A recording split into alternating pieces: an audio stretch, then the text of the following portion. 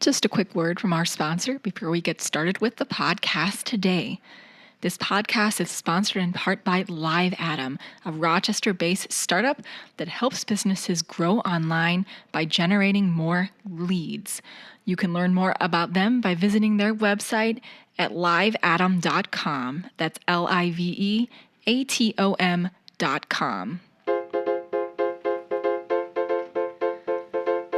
I'm Amanda Leitner, and welcome to Rochester Rising, where we amplify the stories of Rochester entrepreneurs.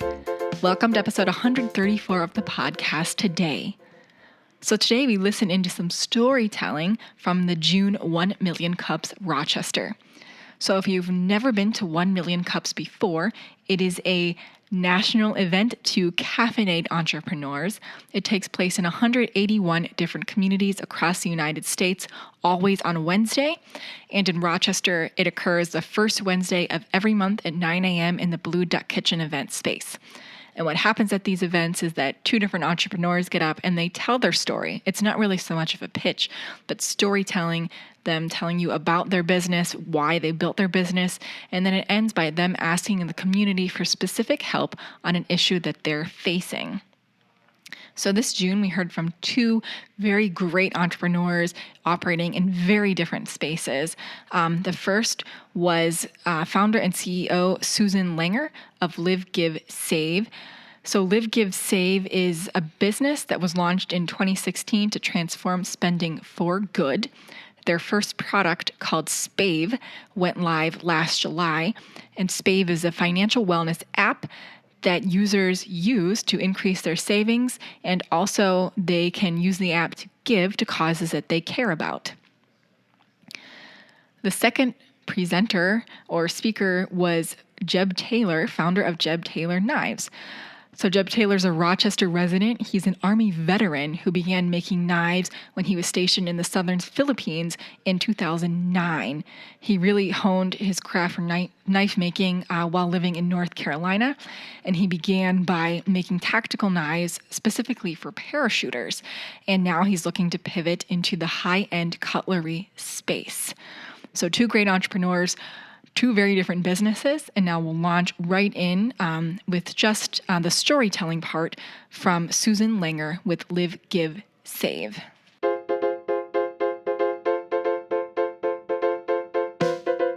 Thank you very much, Jamie, and thank you for the invitation to come here and present Live.Give.Save and Spave.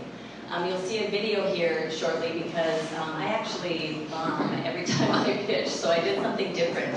I created my pitch in the video, and I just introduced myself, and I give you a little background about who I am, how this came about, and then let the video talk so that I can actually have you focus on the product and what we're doing and have more productive questions.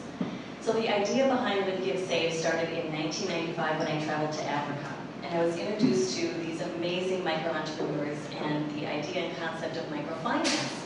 These women living in abject poverty were paying back market rate loans at a 99% repayment rate.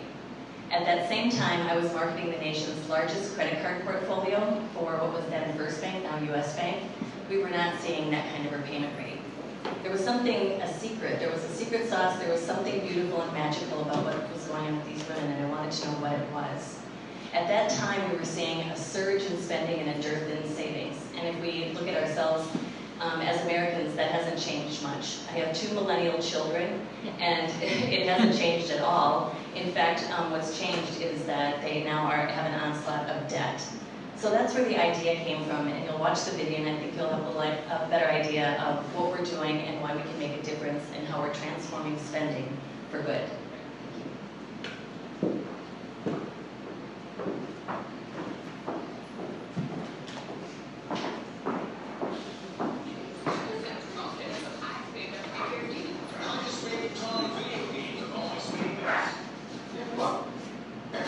Introducing Spaving. Every time you spend, you save. Not only for yourself. I'm spaving myself out of student debt. I'm finally spaving for my retirement. But for saving lives and giving to causes close to your heart. I'm spaving the rainforest. A coffee habit, spaving children in need. Is that how you say it?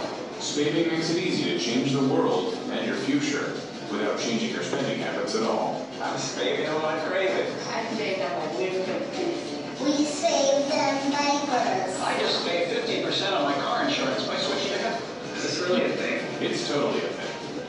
spaving today and download the Spave app.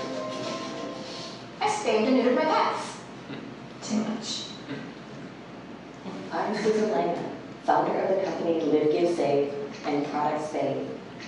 The digital age, instant gratification. This is our new norm. There's an app for this and an app for that. There's no shortage of financial apps touting financial wellness.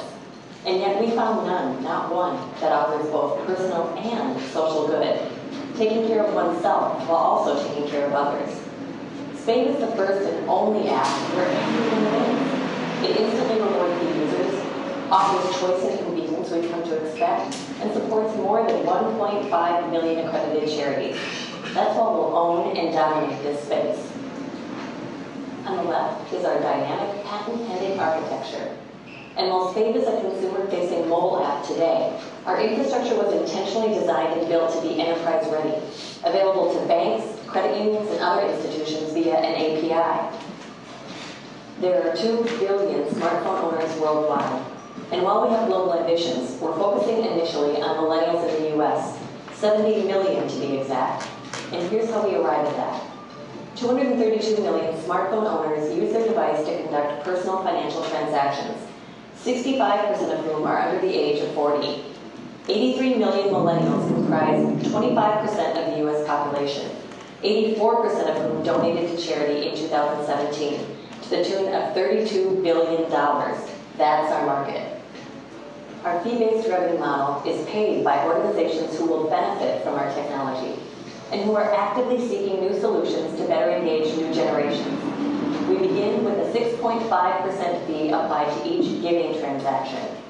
This for generating new revenues for nonprofits they would not have otherwise received or would have spent substantially more to raise. By year 3, we expect 2 million users will deliver nearly 100 million in revenue. We'll introduce new revenue streams as the product matures. Fees to license our technology for referrals, data, etc. We'll drive adoption initially through nonprofit relationships, targeting those with a national footprint and local presence. Think YMCA or Habitat for Humanity. We'll complement this with intense PR, social media, and referral strategies, rolling out our B2B sales in 2020.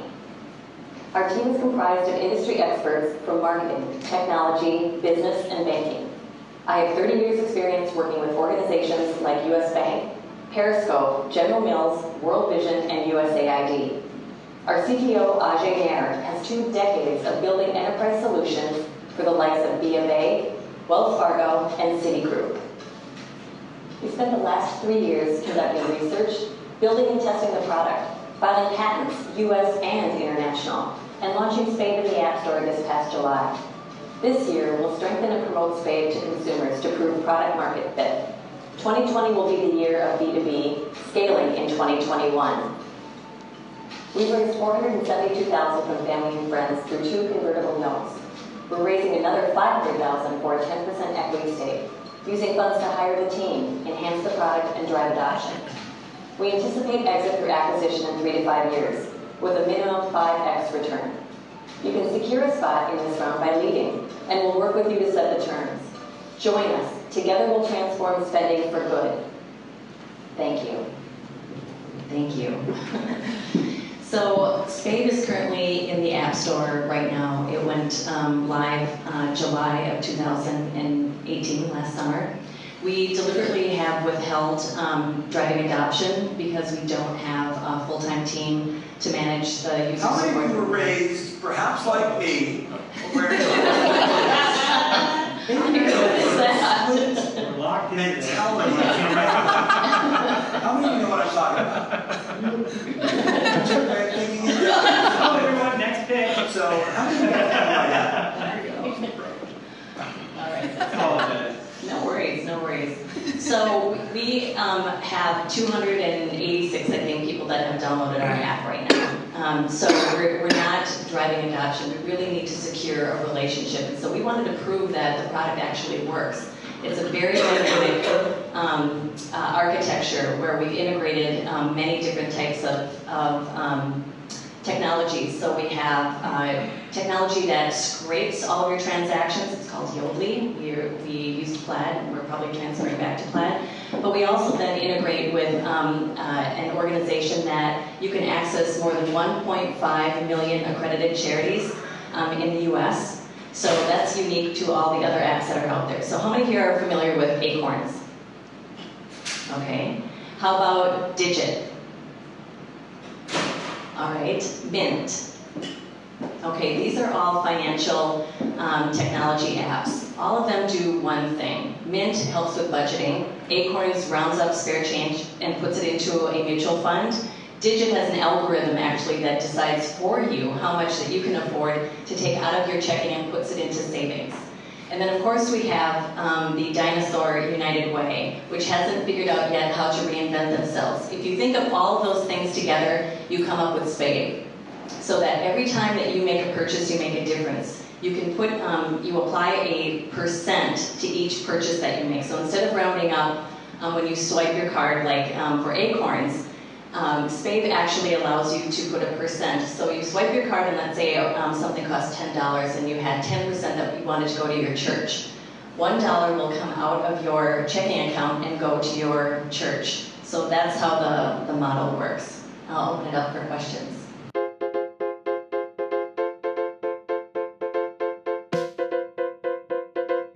Next up is Jeb Taylor, founder of Jeb Taylor Knives.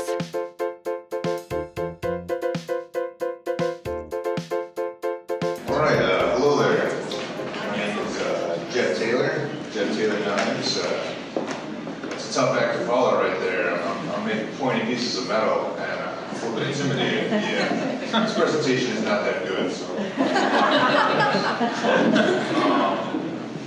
I started here I was in the Army for about 20 years and I started making knives. I was working in the southern Philippines 2010, and out there in the very end of the Philippines, like Malaysia's across the water, and there's a jungle blacksmith out there, and he's pounding on this little tiny piece of metal anvil, and he's making these machetes for the locals. So these are not like decorative at all. And I was like, I could do that. I'm an American, I could do anything. And when I tried, that was horrible. Like it wasn't even sharp. And the guy's kind of patient. I came back to America and I'm like, I'm going to make this knife. So I started watching YouTube videos. And I made a really good letter opener. It wasn't even a knife. It was still really horrible. And it just wasn't intrinsic to me how to do it. There was a knife makers guild in North Carolina that was very open, very knowledge-centric. And I started going to meetings there and stalking people. And North Carolina is one of the cutlery centers of America. If you're not into cutlery, you might not know that, but North Carolina is. I started making knives all the time, and they got progressively better, and some worse. And I was able to do a couple of apprenticeships. One was a company called Wilmot Knives and Wilmot Grinders. And it's a production knife facility, so putting out batches of like 25 to 100 at a time. And I full-on apprentice there. I didn't even get paid. I just like showed up, like start off, just cleaning everything is what I got to do, and then essentially like they started off like making their knives. The process of education, which takes a long time, and a lot of the material is expensive.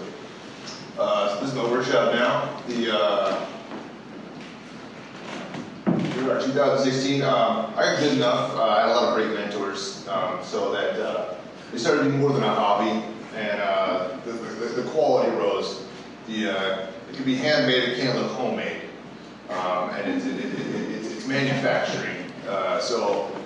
There's a lot of ins and outs. It's just machining is what it boils down to. Is what you're working on. Moved up here after I retired. My wife is a Rochester native. She's a rocket. So secret handshake you guys have. Started with about 200, maybe like 175 knives, which is it peaks and it goes up and down as to the workflow goes. Our goal for this year is probably to be over 300 knives, and I think we're gonna exceed that.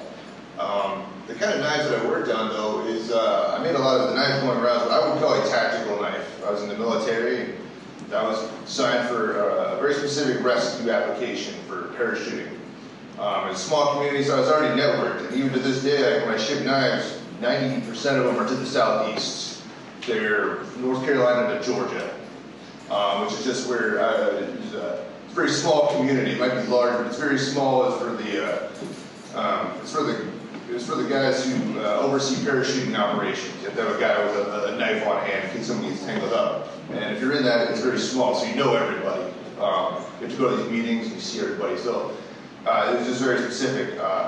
But I don't really want to do that for the rest of my life. And kind of like the direction I'm going toward is, yes, that's the Raven right there. I sold maybe, I don't know, a couple hundred of those. They're expensive to make, but it's a decent enough profit. A lot of equipment, just the equipment's what gets you. Setting up the manufacturing is just expensive. Like everything costs a ton.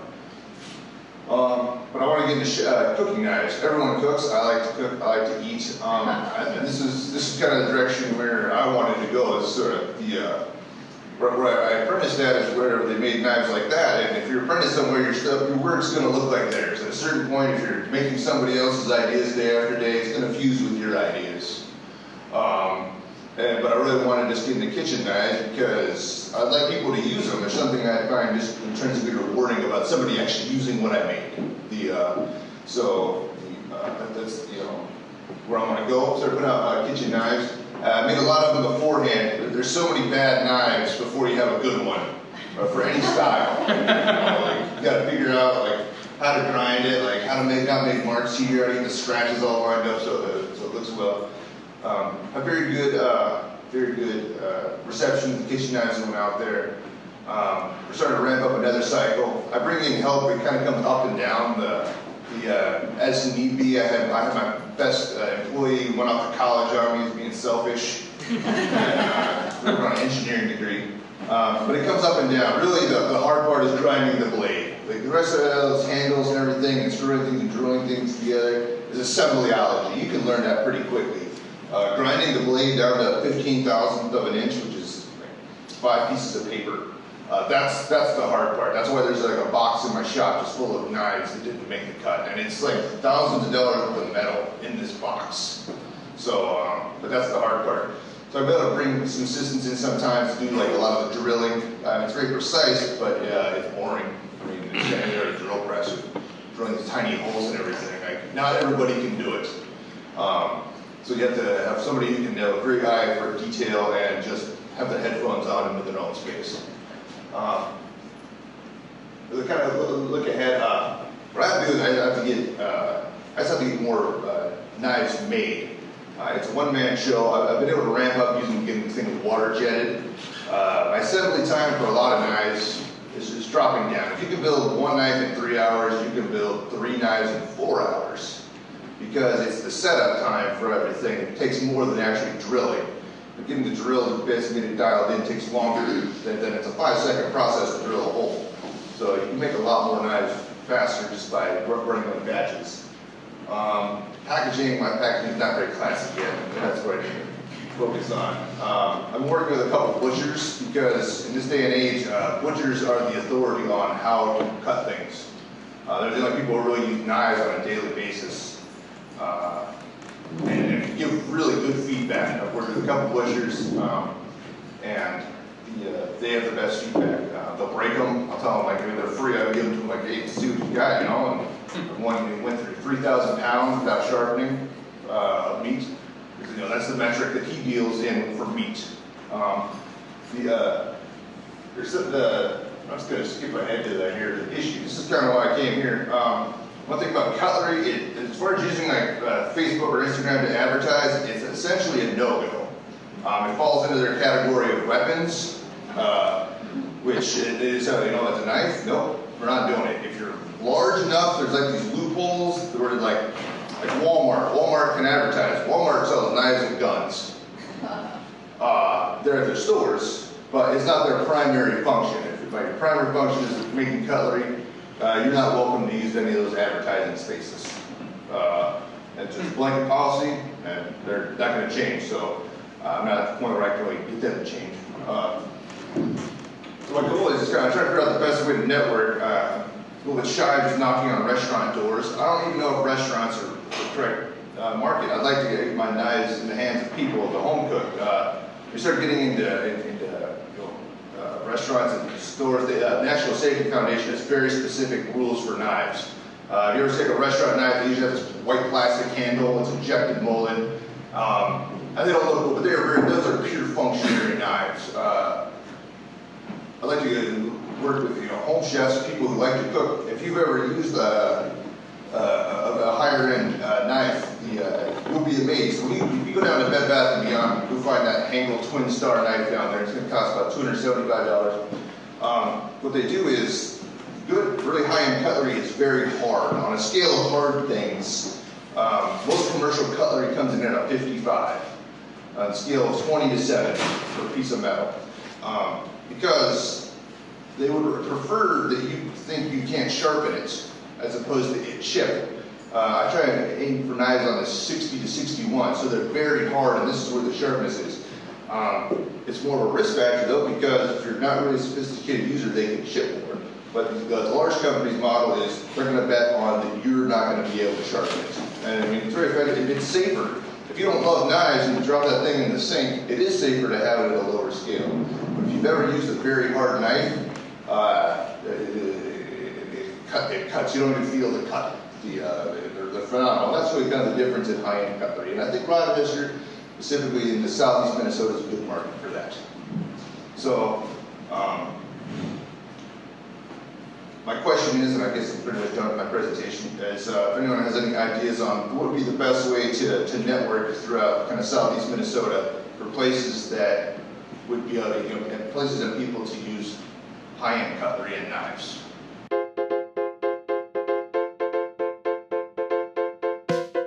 So thanks so much to Jeb and Susan for joining our community at 1 Million Cups this June. You can check out the full video.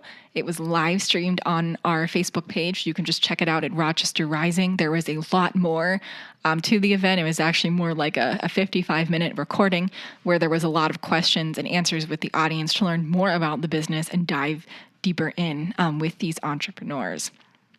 And as always, we hope to see you at the next 1 Million Cups in July, where we'll hear from local Rochester-based medtech startup Phrase.